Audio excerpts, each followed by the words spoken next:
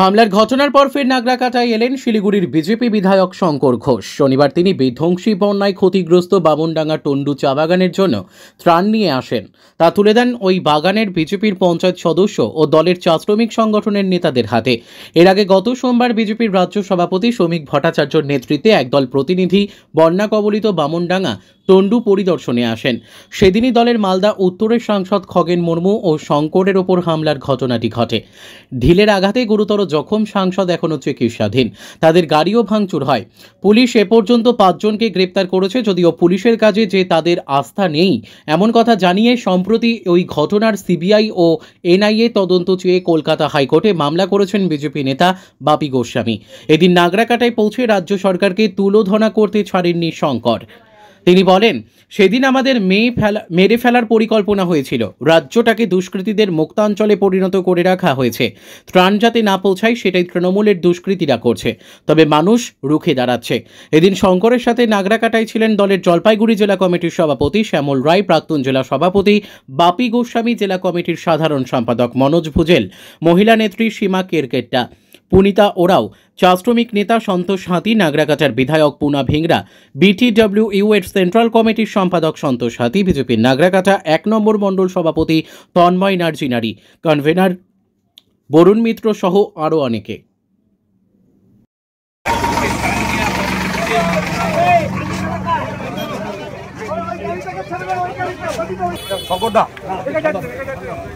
আচ্ছা ঠিক আছে,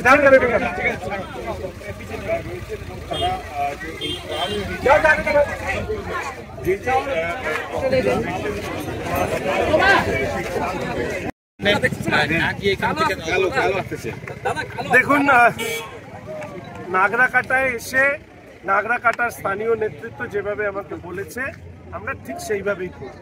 ফলে নাগরাকাটার স্থানীয় নেতৃত্ব মনে করেছেন এখানেই আমাদের যারা বামনডাঙ্গা টুঙ্গার যারা পঞ্চায়েত সদস্য তারা ওখানে গিয়ে ত্রাণ বিতরণ করবে এবং এই নিয়ে কোনো ইগোইস্টিক মনোভাব নয়, অর্থাৎ ত্রাণ যাতে পৌঁছায় সেটাই হচ্ছে মূল লক্ষ্য।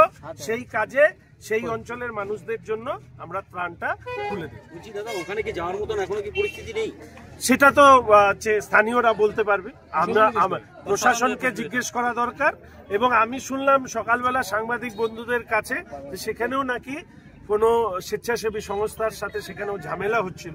ফলে স্বাভাবিকভাবে এই প্রশ্নটা বারবার করে আসছে যে ত্রাণ নিয়ে গেলে এই তো নাগরাকাটার মাটিতে দাঁড়িয়ে আছে। অনেকে এই প্রশ্ন তুলেছিলেন যে নাগরাকাটাতে হচ্ছে বিধায়ক তোমাদের, তাহলে তোমরা কেন দিতে পারছো না? নাগরাকাটাতে আছে। প্রশ্নটা হচ্ছে যে কিছু এলাকা দুষ্কৃতীদের মুক্তাঞ্চল করে রাখা হয়েছে এবং সেখানে নানা ধরনের এই সমস্যা তৈরি করে মানুষ যাতে ত্রাণ না দিতে পারে তারই প্রচেষ্টা নেওয়া হয়েছিল, কিন্তু সেই প্রচেষ্টা সফল হয়।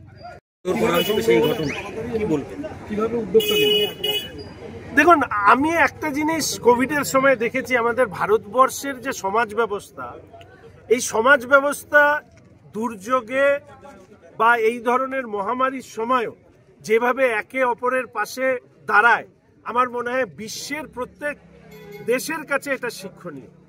বিশ্বের অনেক এগিয়ে থাকা দেশ কোভিড মোকাবিলা করতে গিয়ে নাকানি চোবানি খেয়েছে। সেখানে 140 কোটির এই ভারতবর্ষ মাননীয় প্রধানমন্ত্রীর নেতৃত্বে যেভাবে পুরো ভারতীয় নাগরিকদের দ্বারা, ভারতবর্ষের নাগরিকদের দ্বারা এই মহামারী দুর্যোগ মোকাবিলা করেছে, সেই জায়গায় উত্তরবঙ্গের ক্ষেত্রেও আমি একইভাবে দেখলাম যে এখানে প্রাকৃতিক বিপর্যয়ের পর শুধু উত্তরবঙ্গের যে জেলাগুলোতে বন্যা হয়নি, প্রাকৃতিক দুর্যোগ হয়নি, শুধু তারা ত্রাণ পাঠায়নি, দক্ষিণবঙ্গের জেলা পার্শ্ববর্তী রাজ্য থেকেও ত্রাণ আমাদের কাছে পাঠানো হচ্ছে।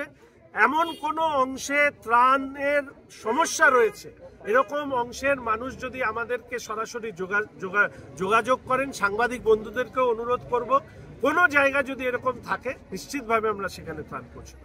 আজকে যদি শিলিগুড়িতে থাকতাম তাহলে শিলিগুড়িতে এই নিয়ে রাস্তায় নামতাম। এটা নরকের রাজত্বে পরিণত করেছে রাজ্যের মুখ্যমন্ত্রী মমতা ব্যানার্জি। ভাবা যায় কি ফুচকা মনে হয় কিছু খেতে গেছিল, সেখান থেকে তুলে নিয়ে গিয়ে এই ধরনের কাণ্ড ঘটিয়েছে। এবার প্রশ্ন হচ্ছে যে এটা বারবার ঘটছে। কসবা ল কলেজের কথা বলি, আরজি করের কথা বলি, একেবারে পার্ক স্ট্রিট থেকে আমি যদি বলি, কখনো বলে সাজানো ঘটনা, কখনো বলে ছোট ঘটনা। তৃণমূল কংগ্রেস যারা করেন, আপনার বাড়ির মেয়েরা সুরক্ষিত তো? আজকের দিনে দাঁড়িয়ে মুখ্যমন্ত্রী যতদিন মমতা ব্যানার্জি, ততদিন এই রাজ্যে কোনো মহিলার নিরাপত্তা নেই। ফলে রাজ্যবাসীকে আরেকবার রাস্তায় নামতে অনুরোধ করব, রাজনৈতিকভাবে হোক, ঝান্ডা নিয়ে হোক, ঝান্ডা ছাড়া হোক, আমাদের রাজ্যটা নরকে পরিণত হয়েছে। এই নরকের বলতে বাধ্য হচ্ছি, এই নরকের রানীকে এই রাজ্য থেকে উৎখাত না করতে পারলে এই রাজ্য আরো রসাতলে যাবে। আজকে কি হলো এখানে? आज हमारे यहाँ नागराकाटा में बीते दिन हमारे शंकरदा के ऊपर में जो ढूंगा और मुड़ा हुआ था, जो यहाँ के जो दुष्कृति लोगों ने यहाँ पर जो किया था, उसके लिए हम लोग भी बहुत खेद है। और हम लोग आदिवासी समाज से बोलना चाहते हैं कि इस तरह का घटना नागराकाटा में कभी भी नहीं हुआ था, लेकिन नागराकाटा में ये पहली बार ये घटना घटा है। इसको आदिवासी समाज कभी भी बर्दाश्त नहीं करेगा। आदिवासी एक ऐसा जात है जो सरकार को बदल सकता है। तो ये लोग कौन है? ये लोग कौन है? कितना बड़ा ये है यहाँ का है? आज हम लोग सारा डुआ सराय में हम लोग आदिवासी बैठा है, और आदिवासी के ऊपर में इतना बड़ा अत्याचार होगा, ये आदिवासी हम लोग कभी भी बर्दाश्त नहीं करेगा। और हम लोग का राष्ट्रपति आदिवासी है, और उसका भाई हमारे खगन मुर्मू को मारा गया है। इसके लोग आदिवासी समाज कभी भी बर्दाश्त नहीं करेगा।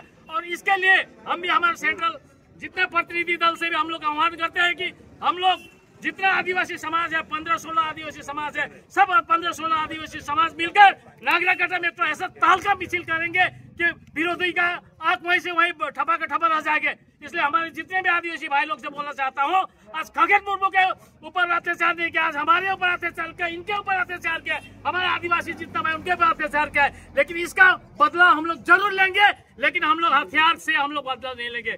हम लोग वोट लगा के हम लोग इस सरकार को उखाड़ फेंकेंगे, और हम लोग इस नागराकाटा विधानसभा में और पूरा पश्चिम बंगाल में हम लोग भारतीय जनता पार्टी का परचम लहराएंगे, तभी हम लोग यहाँ का चयन का नींद हम लोग सौ पाएंगे।